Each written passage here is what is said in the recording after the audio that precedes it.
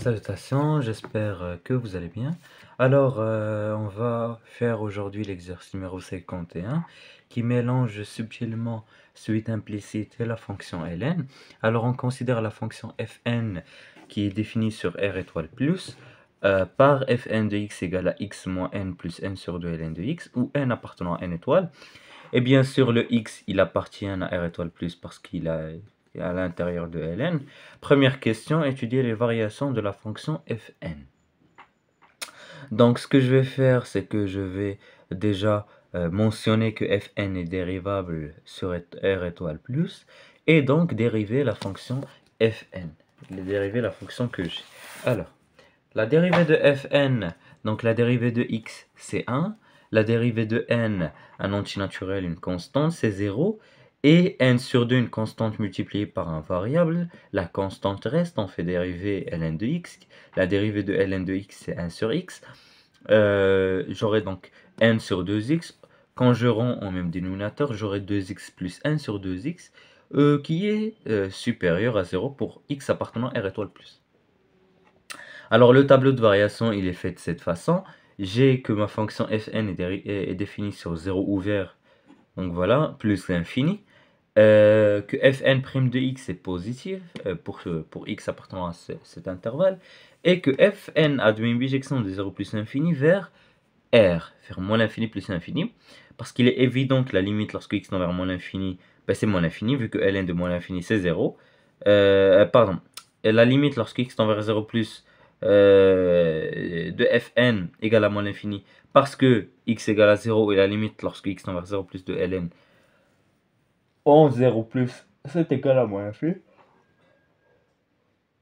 Voilà. Et pour la justification de la limite en plus infini, elle est ici. J'ai factorisé et j'ai eu ln de x sur x quand x tend vers plus infini, c'est 0. Finalement, c'est toujours plus infini. Voilà. Pour la deuxième question, montrer qu'il existe un unique réel strictement positif alpha de n tel que fn de alpha de n égale à 0. Bon, avant même, c'est évident, le tableau de variation. Si je prends alpha de n qui appartient à 0 plus l'infini, c'est-à-dire strictement positif, je remarque que la fonction fn est définie de moins l'infini vers plus l'infini, c'est-à-dire qu'elle est définie dans R. Donc la fonction fn, parce que fn est une application de 0 plus infini vers R. Donc forcément il existe un alpha de n tel que fn de alpha de n égale à 0, vu qu'elle passe du négatif au positif et que la fonction est continue et strictement croissante.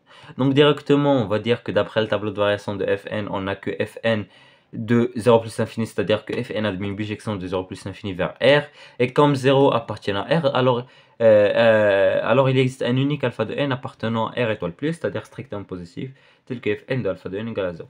Si vous pensez que cette phrase n'est pas assez rigoureuse, n'est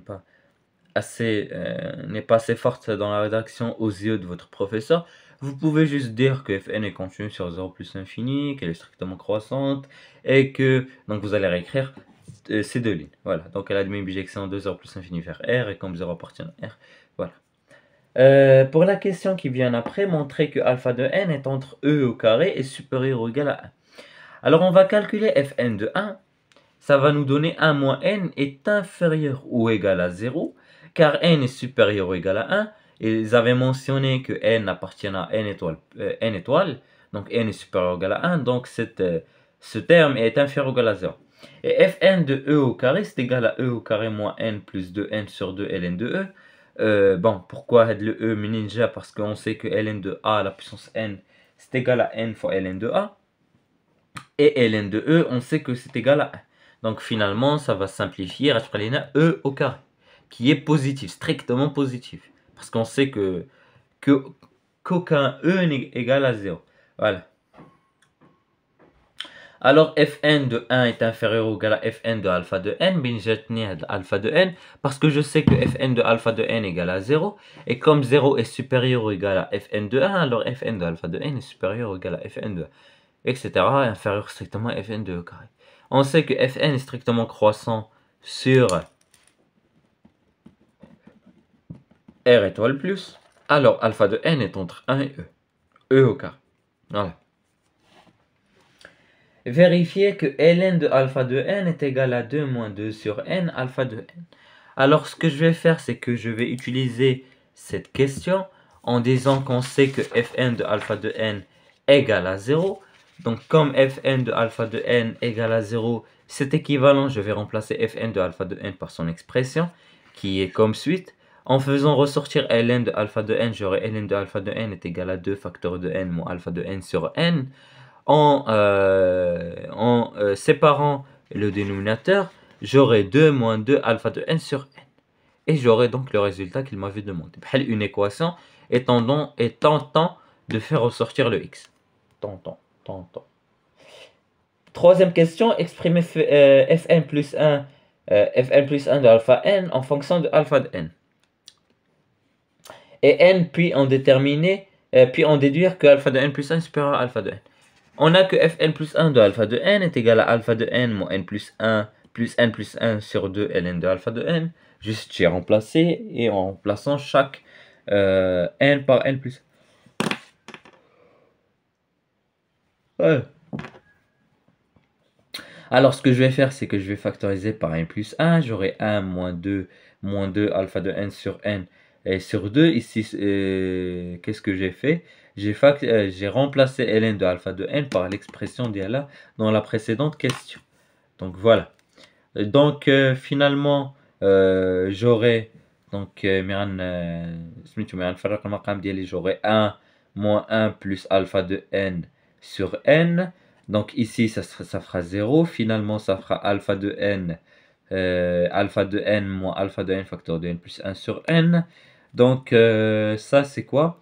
Après simplification facile, on aura que c'est égal à moins alpha de n sur n, qui est positif, car, je vous le rappelle, alpha de n est positif, et n est supérieur ou égal à 1. Voilà. Voilà, attendez. Ça, voilà, parce que je suis un petit peu malade. Alors, comme ça est négatif, fn plus 1 de alpha de n est inférieur à 0. Mais 0, c'est quoi aussi? 0, c'est fn plus 1 de alpha n plus 1. C'est fn de alpha n. C'est f2 de alpha 2. C'est f3 de alpha 3.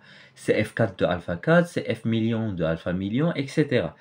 Donc, d'après la question numéro, je vous le rappelle, c'est la question numéro 2a. On a que fn de alpha de n égale à 0. Ben, en fait, ça veut aussi dire que fn plus 1 de alpha de n plus 1 égale à 0. Fn plus 2 de alpha de n plus 2 égale à 0, etc. Donc, comme fn plus 1, donc voilà, on sait que fn plus 1 est croissant sur r étoile plus, et que alpha de n appartient à r étoile plus.